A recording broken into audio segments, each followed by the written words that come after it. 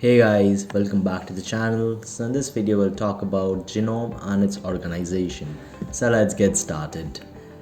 So on your screen you can see a pie chart in which human gene has been divided into various sections according to their functions. So you can see 20% of human gene represents the expression, replication and maintenance of genome. We have 24.3% which represents the signal transduction. We have 17.5% which represents the general biochemical function of cells. We have 38.2% which represents the various other activities that the human genes perform. So moving with that, so talking about the human gene vastness and how vast is our human gene. So only 30,000 to 40,000, that is about half of the human genome, is known or we have specific knowledge about them. So there are around 80,000, or you can say 70 to 80,000 genes, or 70 to 80,000 human genes that is present in a human, and only half of them, which is about 30 to 40,000, which is known to us, and the rest is undiscovered or unexplored. So scientists or researchers know only about 50% population of the human genes, and rest 50% is not yet known to us. Also, so 1.5% of the total genome are coding regions. So 1.5% of the 100%, or the 1.5% of the total genes that is present in humans are coding regions, and one fourth gene, or one fourth gene of the total population of the genome consists of replication, expression and maintenance of genome. Alright, so also rest genes are involved in signal transduction pathway. We have other cellular activities as well. So you can see, understand that how vast is a human gene, that only 50% is known till date and the rest 50% is not known to us. Also, out of the total population or human gene population, 1.5% consist of the coding regions, and one fourth of the genes consist of replication, expression and maintenance, and rest of the genes which is known to us consist of the signal transduction pathway and other cellular activities.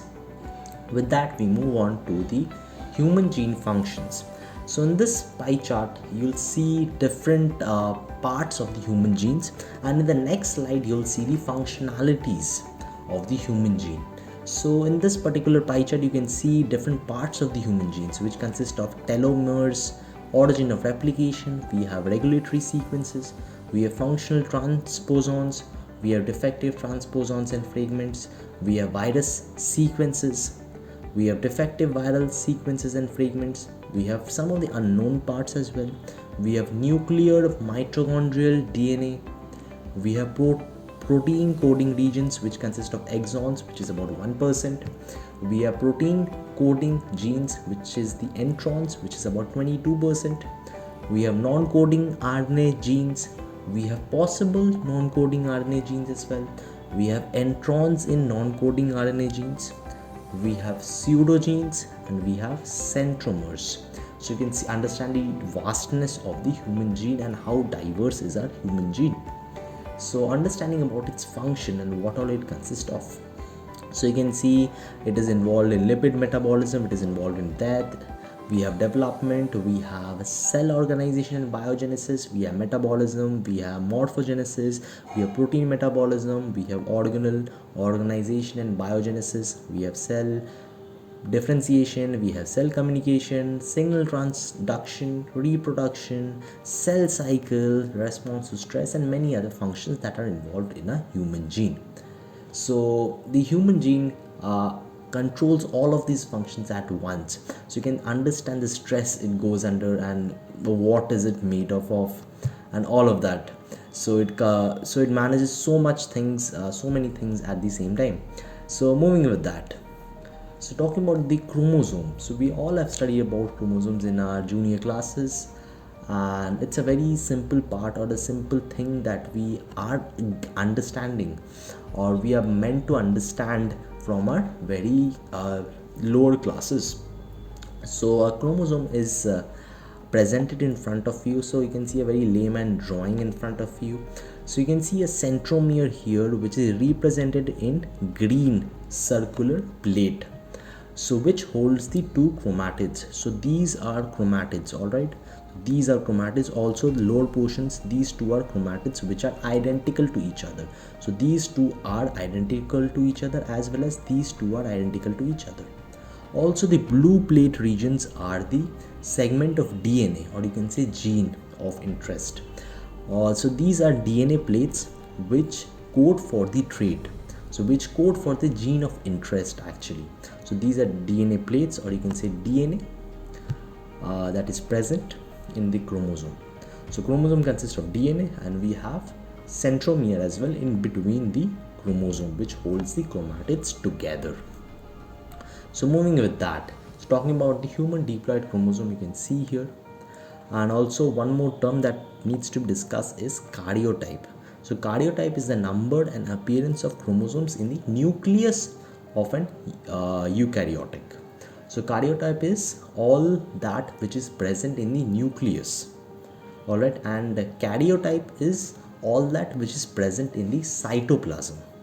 So that is the point of difference between karyotype and cytotype. So moving with that, so talking about the human genome, we have, which consists of 22 autosomes and 2 sex chromosomes. So 22 autosomes are non-coding regions, and 2 sex chromosomes are definitely the coding regions, and which consist of about total bases of about 2.85 billions.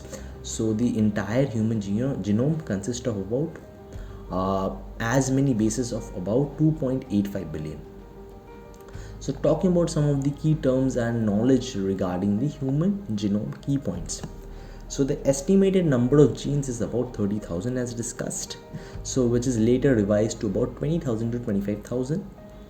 Also this is only 1/4 as great as previously thought, and only few thousand more than that of tiny roundworm. So our human gene, so the population of human gene is little bit more, or just an edge more than a tiny roundworm, and less than that of plant Arabidopsis. So a human genome consists of genes that is less than that of present in the plant Arabidopsis thaliana, whereas it is little bit more and has an edge over the tiny roundworms in the number of genes.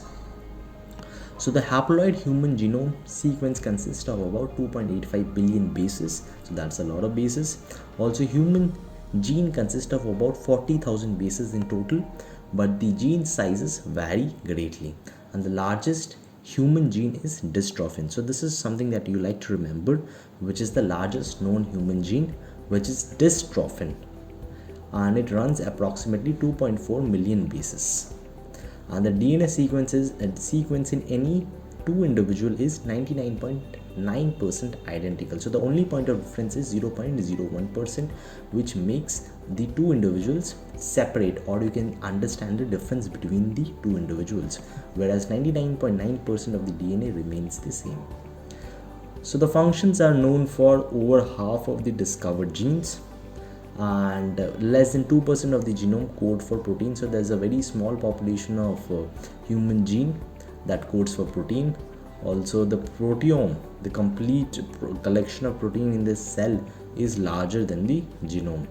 Also the average human gene produces 3 different proteins, and repeated sequences that do not code for proteins make up at least half of the human genome. So there are many non-coding and repetitive sequences that is present in the human genome that consist of a huge percentage of human genome. So let's just keep this video till here. Hope you enjoy this video, and thanks for watching.